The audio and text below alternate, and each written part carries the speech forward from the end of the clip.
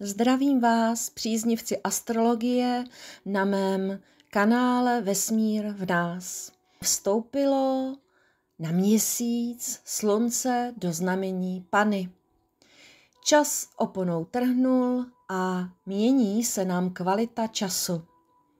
Konec radostného až někdy rozjíveného slunce ve lvu. Konec letních radovánek. Užili jste si je? Bylo toho dost? Cítíte se už z toho unavení? Nebo naopak se cítíte nabití sluneční energií lva?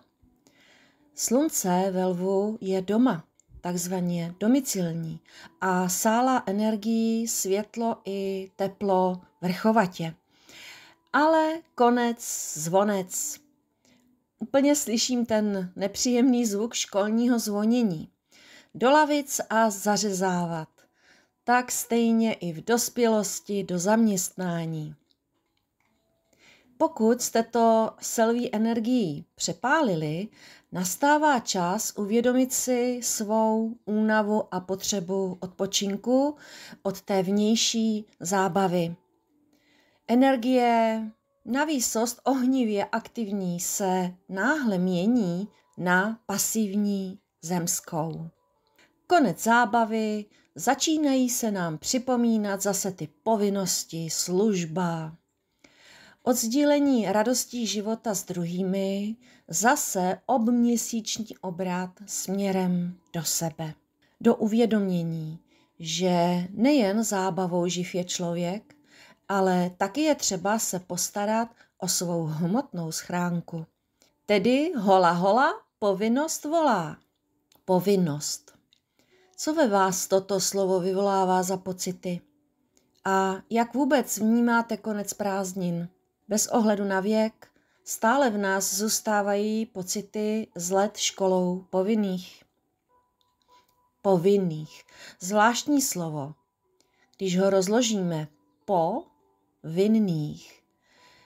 Evokuje vám to taky jako mě po něčem, co provedu špatně podle druhých, jsem viněna. Znamení Panny nese v sobě tuto nepříjemnou energii. Jak jste snášeli v dětství kritiku a hodnocení druhými, autoritami, ať doma či ve škole? A jak to snášíte teď v dospělosti? Není to podobné? Myslím, že ano. My jsme si v tom dětství totiž podle hodnocení druhých vytvořili názor na sebe. Takového, jak já ráda říkám, vnitřního policajta či drába, který nás neustále hodnotí a kritizuje. A to je archetyp Panny v nás. Nutí nás být stále dokonalejší a dokonalejší a dělá nám tak peklo ze života. My sami si děláme peklo ze života. Děje se to v nás a naše nitro jsem já. Nejvěrnějším zrcadlem pravdy o mně je můj horoskop narození. Horoskop a já jedno je. Podívejte se tedy do svého horoskopu. Vůbec nestačí číst a poslouchat jenom ty obecné konstelace. Ty představují jen jakousi předpověď počasí, ale je třeba zjistit, jaký bude mít vliv na nás. Na někoho může déšť nebo mráz působit příjemně, na někoho depresivně. Každý jsme jiný a proto astrologie funguje pouze na osobní úrovni. Proč to zdůrazňuji? No právě proto, že nyní vládne Panna a ta moc ráda šťourá do největších hloubek všeho. Podívejte se tedy do svého horoskopu a šťourejte, lépe řečeno bádejte.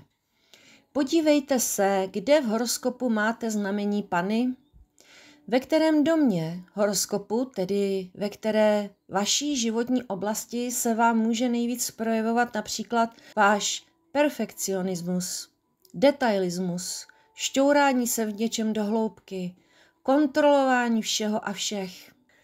Kde vás to nejvíc tlačí, pilně a vzorně se neustále učit a zdokonalovat. Ale pozor na zdravou míru. Je třeba si uvědomovat, podle koho vás to nutí, skrz kterou životní oblast se můžete nejvíc vinit, že nejste dost dobří podle druhých. Paně vládne planeta Merkur a to je planeta našeho myšlení. A jak myslíme, tak konáme. Pokud tedy myslíme na programování podle druhých a ruku na srdce, v tom jedeme všichni, pak i konáme podle druhých. Sloužíme jim a ne sobě. A nyní nastal měsíc, kdy nás znamení Panny vede k pochopení tohoto, jak a podle koho vlastně fungujeme.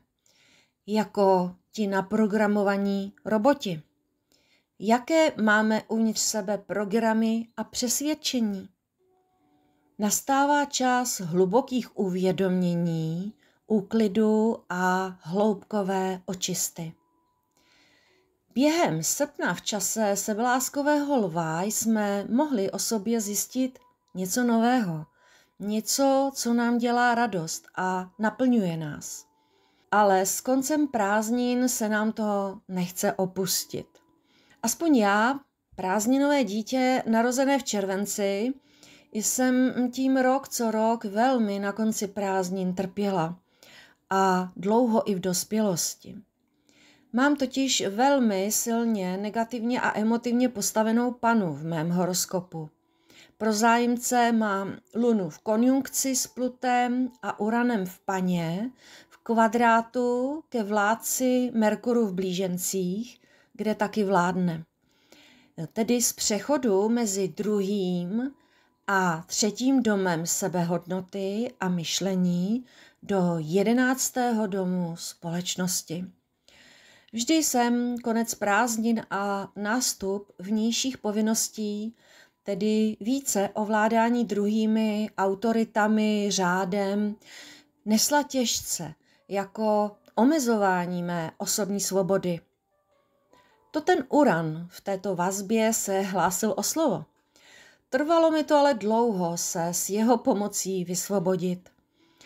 Miluju Urana, planetu radikálních změn, však je také patronem astrologie, té psychologické a intuitivní, ke které jsem díky tomu všemu dospěla. Tedy pokud i vás o prázdninách něco nabíjelo energií a radostí ze života, gratuluji, našli jste zase kousek sama sebe, puclík do své skládanky. Symbolicky krásně ukázanou vaším horoskopem narození, uvědoměním o sobě. Uvědomění nového zdroje vaší energie a radosti. Neopouštějte ho s koncem lva. Znamení lva máte pořád v sobě, bez ohledu na roční období. Vždy se nám každé znamení více představí a přinese nové výzvy k uvědomění ve svém měsíci roku, kdy jim právě prochází slunce. To jsou aktuální tranzity neboli pohyb nebeských těles. Ale váš horoskop narození je statický a jednou provždy daný.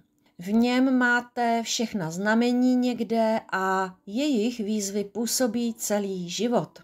A tranzity nám pomáhají si vždy připomenout nějakou svou výzvu a dávají nám šanci postoupit zase o jeden puclík do skládačky sebeuvědomění. Po dobrém či po zlém, to záleží na vašem přístupu. Protože tematika tzv. Aspektů, ať v nativním horoskopu nebo v tranzitech, je velmi zajímavá a pomocná. Natočila jsem další kapitolu Aspekty vazby v horoskopu mé školy astrologie pro samostudium, sama sobě astroložkou, aneb astrologie jako terapeutická cesta, jako životní styl. Už brzy se na tuto novou kapitolu o aspektech můžete těšit. O znamení Panny by se dalo mluvit hodně dlouho. Jak jsem zmínila, sama mám Panu ve svém horoskopu nepříjemně zdůrazněnou a je to má veliká životní výzva. A taky samozřejmě tím pádem velká příležitost k růstu, vyzrávání, sebeuvědomění a k seberealizaci. Nenáhodou se také můj syn narodil se sluncem v Paně. Je to můj velký učitel k dozrávání mé zraněné luny v Paně.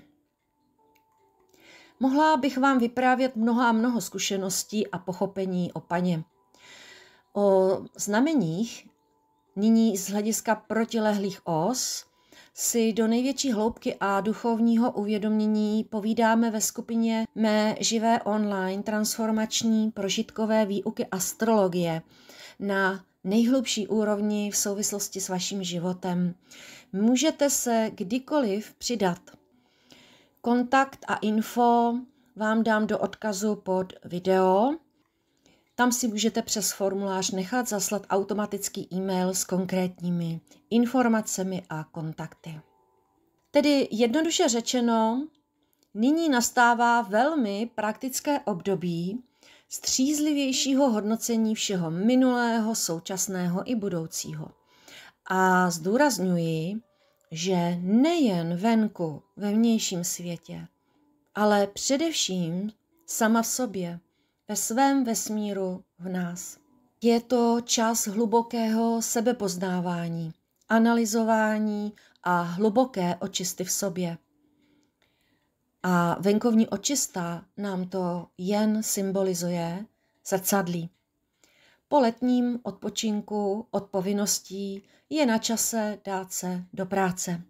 Ať venku v materialistickém světě, tak v sobě ve svém duchovním světě. A na to právě Pana velmi často zapomíná, na ten duchovní svět. Protože Paně vládne Merkur, jak jsme si říkali, a je to planeta našeho praktického rozumu. Bohužel většinou toho právě naprogramovaného robůtka z dětství od autorit. Pana je takový učedník horoskopu. Ale pozor, aby se z ní nestal mučedník. Abyste se příliš nezaměřovali na rozumové vzdělávání podle druhých, na rozumové detaily a na svět se nedívali jen kriticky. Pozor na egoistickou mysl. Doporučuji vám, nezapomínejte na protilehlé znamení ryb, tedy více nadhledu a vyšší moudrosti do té přílišné snahy o dokonalost, ke které nás tlačí pragmatická vnější společnost. Nezapomínejte na sebe a svou duchovní podstatu, na své nitro, na ten svůj vesmír v nás, na sebelásku, sebepéči, na bezpodmínečnost ke všemu a všem, bez hodnocení a kritiky. Proto vás ráda vedu, ať ve výuce nebo v konzultacích, ke změně mysli z té egoistické v symbolickou, moudrou, intuitivní. Je to mé celoživotní téma díky těm dramatickým konstelacím právě v Paně i dalším konstelacím v mém horoskopu. Milí přátelé, přeji vám měsíc zdravého pochopení znamení Pany ve svém nitru a ve svém životě. Tato doba je vhodná k péči o sebe a své zdraví, k úklidu všeho přebytečného a k nové organizaci v sobě i venku. Je to čas propustit, co už nám neslouží, co nás blokuje a brzdí. Opět, ať venku v praktickém životě, tak především v sobě, uvědomit si a už dál neposlouchat své negativní a omezující vzorce myšlení. Je zde šance uvědomit si své škodlivé návyky a závislosti a nastavit si nový a ozdravný program. Lépe řečeno než program, když opustíme tu praktickou mysl, tak otevřít se rozšiřování vědomí o sobě, co naše praktické myšlení ještě nezná. Takže je tu čas uklidit si vnější i vnitřní prostor. Přeji vám, přátelé, hodně síly a plno zdravých uvědomění.